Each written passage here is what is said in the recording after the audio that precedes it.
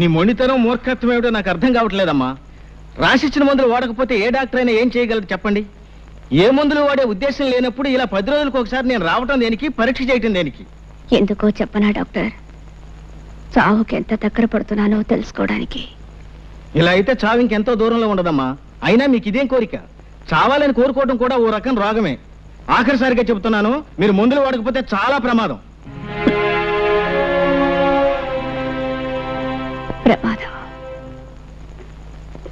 నమస్కారం నరసింహ. ఓ డాక్టర్ గారా, కూర్చోండి.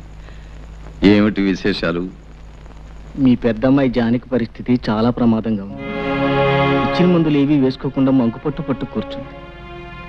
ఈ పరిస్థితి ఇలాగే కొనసాగితే ఆవిడ అట్టే రోజులు బ్రతకదు. కాస్త మీరైనా. డాక్టర్ గారు, మీకు తెలియదా నా పెద్ద కూతురు జానకి చచ్చిపోయి ఇప్పటికీ 5 సంవత్సరాలు అవుతుంది. మళ్ళీ దానికి జబ్బు చేయడం ఏమిటి, చచ్చిపోవడం ఏమిటి? మీరొచ్చింది ఇందుకే అయితే మీరిక వెళ్ళొచ్చు.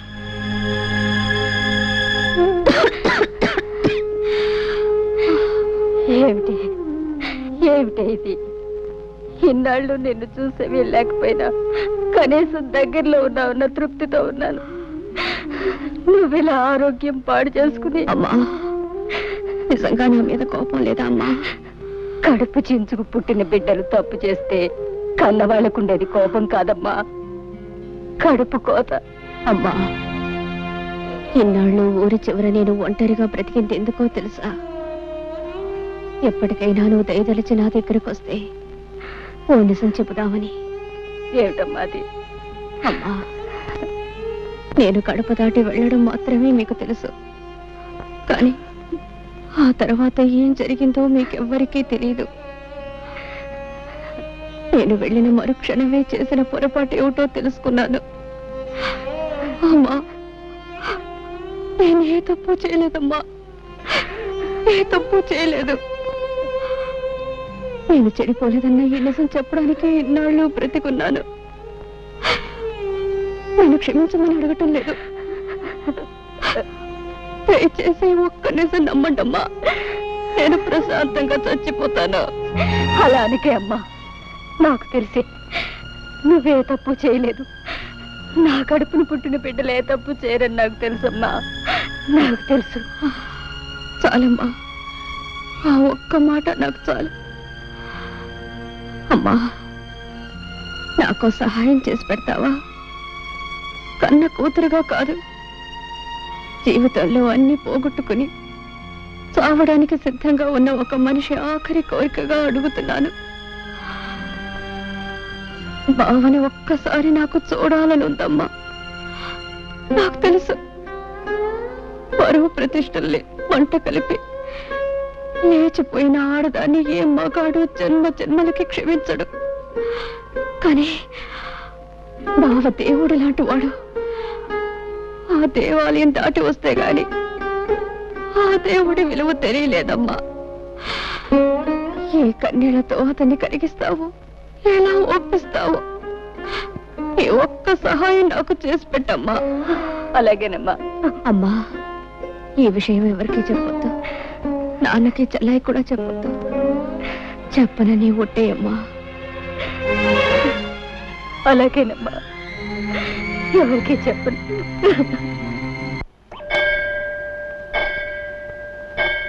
అత్తయ్య, మాట్లాడాలన్నావట? నేను చెప్పే విషయం ఎవరికి తెలియకూడదు బాబు, అందుకే ఇక్కడికి రమ్మన్నాను. ఏమిటత్తయ్య అంత తెలియకుండా విషయం? అదే అదే నీకు ఎలా చెప్పాలో తెలియటం లేదు బాబు. అదేంటత్తయ్య, నేనేం పరాయి మనిషినా? నా దగ్గర సందేహం ఎందుకు, చెప్పు. నేను రాత్రి జానకి దగ్గరికి వెళ్ళాను బాబు. బాబు, ఒక్క మాట విని వెళ్ళు. కన్న బిడ్డ చావు బ్రతుకుల్లో ఉంటే కడుపు తీపి చంపుకోలేక కడసారిగా దాన్ని కళ్ళారా చూద్దామని వెళ్ళాను. ఈ తల్లి చేసింది తప్పనుకుంటే వెళ్ళు. జీవితంలో తొలిసారి అమ్మా అని పిలిచిన బిడ్డ మీద కన్న తల్లిగా కాస్త దయా జాలి చూపించటం న్యాయం కాదనుకుంటే వెళ్ళు బాబు, వెళ్ళు. అది నా చేతులు పట్టుకుని ఏడ్చింది.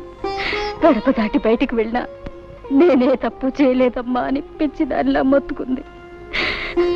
బావ కట్టిన తాళి శ్రీరామ రక్షయ్య నన్ను కాపాడిందని కూడా చెప్పుకుంది. బాబు, నిన్నొక్కసారి చూడాలని ప్రాధేయపడింది. బావనొక్కసారి పంపించమ్మా అని నా కాళ్ళు పట్టుకుని ఏడ్చింది బాబు. దాన్ని చూస్తే నా గుండెలు తరుక్కుపోయాయి. ఏ తల్లికి ఇలాంటి పరిస్థితి రాకూడదు. తల్లిగా కంటే ఓ ఆడదానిగా ఎక్కువ ఏడుస్తున్నాను. బాబు, జరిగిన దాన్ని బట్టి నిన్ను దాని దగ్గరికి వెళ్ళమనడం తప్పే కావచ్చు, కానీ నువ్వు మంచివాడివని దయగలవాడివని నిన్ను అడుగుతున్నాను.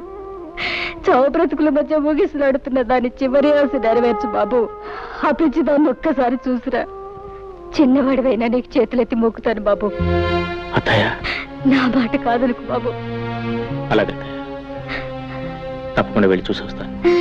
చాలా సంతోషం బాబు, చాలా సంతోషం. నువ్వు ఇంటికి వెళ్ళు.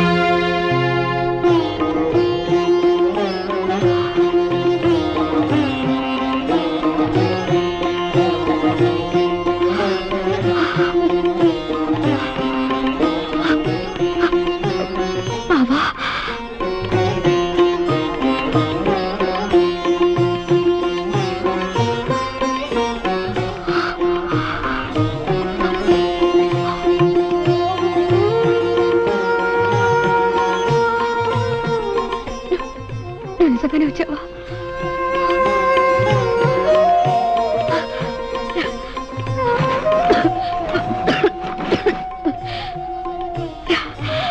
కూర్చో బాబా. బాబా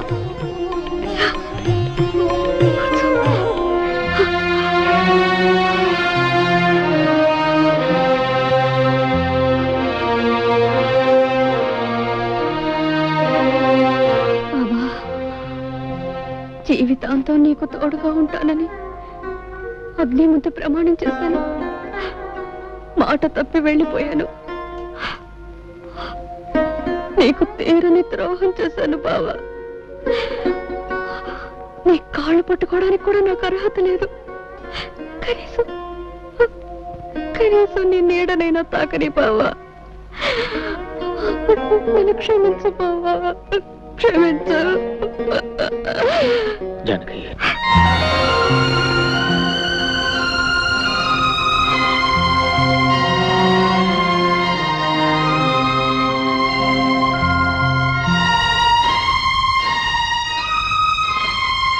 బావా, నన్ను పేరు పెట్టి పిలిచావా? ఒక్కసారి నన్ను అలా పిలు బావా. జానకి, చాలు బావా, చాలు. మళ్ళీ నీ నోటితో అలా పిలిపించుకుంటాను అనుకోలేదు. జానకి, బావా, మనస్ఫూర్తిగా నన్ను క్షమిస్తున్నావా? జానకి, చేసిన తప్పు తెలుసుకుని పశ్చాత్తాపడేవాళ్ళని ఆ భగవంతుడు కూడా క్షమిస్తాడు. అత్త ఎంత చెప్పింది? అయితే నువ్వు నన్ను నమ్ముతున్నావా బావా? నిజంగా నేను చెడిపోలేదు బావా. నాకు తెలుసు జానకి, జానకి పవిత్రమైందని నాకు తెలుసు. బంగారు లేడిని కోరుకుని బ్రతుకంతా కష్టాలు పాలు చేసుకుంది ఆ జానకి. అందరి వాటి కోసం ఆశపడి బంగారం లాంటి బ్రతుకుని నాశనం చేసుకుంది ఈ జానకి. నాకే శిక్ష చాలదు బావా. దేవుడి లాంటి నీకు చేసిన ద్రోహానికి నాకే శిక్ష చాలదు. ఇంకా అనుభవించాలి. 7 జన్మలకి అనుభవించాలి బావా. జానకి, ఆడది చిన్న తప్పు చేసిన జీవితం నాశనం అయిపోతుందని చెప్పడానికి నీ బ్రతికే ఒక ఉదాహరణ. ఈ నెమ్మది, ఈ ఆలోచన నీకు అప్పుడే ఉంటే నీ జీవితం ఇలా ఉండేది కాదు. ఇలా ఒంటరిగా దిక్కులేని దానిలో పడి నిన్ను చూస్తూ ఉంటే. పోన్లే బావా, నాకిలా జరగవలసిందే. చేసుకున్న వాళ్ళకి చేసుకున్నంత అని నాకే శాస్తి జరగవలసిందే. నాకు దొరికిన సౌభాగ్యాన్ని, సంతోషాన్ని నేనే దూరంగా విసిరేసుకున్నాను. నా కాపురాన్ని నా చేతులతో నేనే నాశనం చేసుకున్నాను. కళ్ళు మూసుకుపోయి కట్టుకున్న నిన్ను కన్న బిడ్డని కాదని వెళ్ళిపోయాను. ఇదంతా నా కర్మ బావా, ఇదంతా నా కర్మ. బావా, నేను నిన్ను మాట అడుగుతాను, కాదనవు కదా? ఏమిటా జానకి? బావా, నేనింక ఎక్కువ కాలం బ్రతకను. నీ రాక కోసం, నీ కడసారి చూపు కోసమే పోయే ప్రాణం బిగబెట్టుకొని ఇంతకాలం బ్రతికాను. బావా, నేను నీ భార్యగా కాపురం చేసి ఉంటే నేను చనిపోయిన తర్వాత నువ్వు ధర్మంగా చేయవలసిన పని ఇప్పుడు నేను భిక్షగా కోరుకుంటున్నాను. నేను పోయిన తర్వాత నా శవాన్ని అనాథ ప్రేతంగా వదిలేయకుండా నువ్వే తలకొరివి పెడతావు కదా? అలా మాట్లాడుకో, నీకేం జరగదు. చెప్పు బావా, ఇది నా ఆఖరి కోరిక. చేస్తానని చెప్పవు, ఈ ఒక్క వరం ఇవ్వవు. అలాగే జానకి, ఎన్ని అడ్డంకులు వచ్చిన నీ ఆఖరి కోరిక తప్పకుండా నెరవేరుస్తాను. చాలు బావా, చాలు. ఇక నేను సుఖంగా చచ్చిపోతాను. అలా అనకు జానకి, నీకేం కాదు, నీకేం కాదు. వెళ్ళొస్తాను.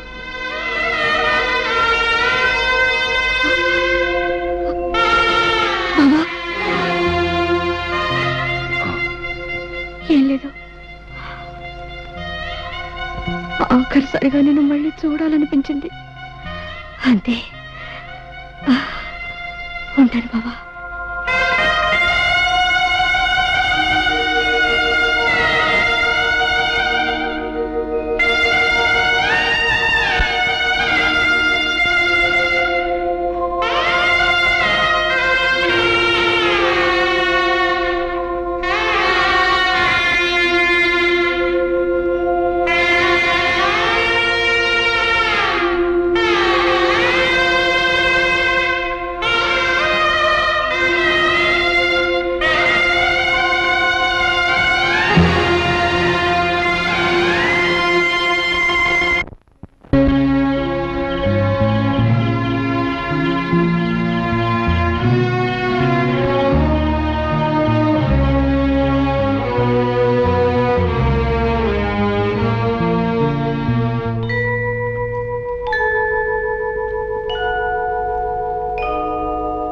బాబు గారు, జానకమ్మ గారు చనిపోయారు బాబు.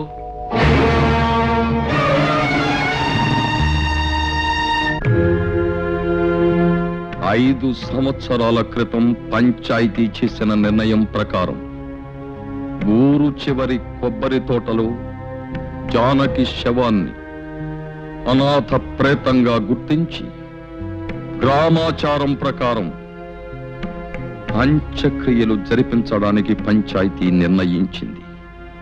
అందుకయ్యే ఖర్చుల నిమిత్తం పంచాయతీ 36 రూపాయలనిస్తుంది. నువ్వేమంటావు రత్తయ్య బావా?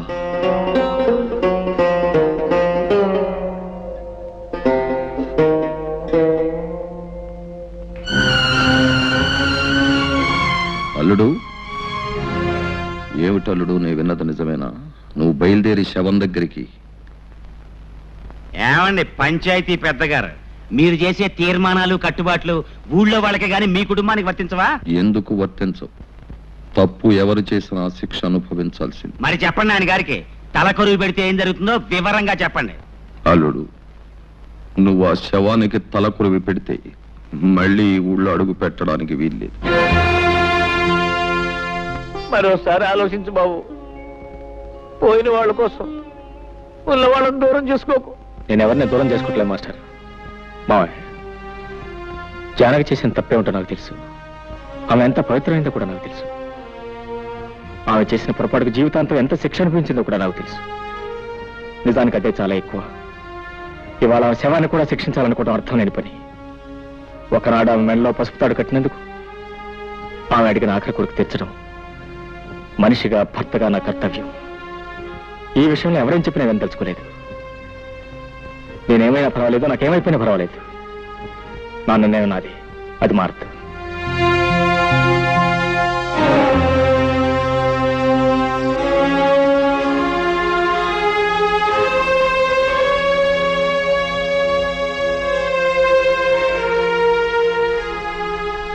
నువ్వు కూడా నన్ను వెళ్ళొద్దంటావు. జానకి తలకొరి పెట్టడం నా ధర్మం. నువ్వైనా నన్ను అర్థం చేసుకో. బావా,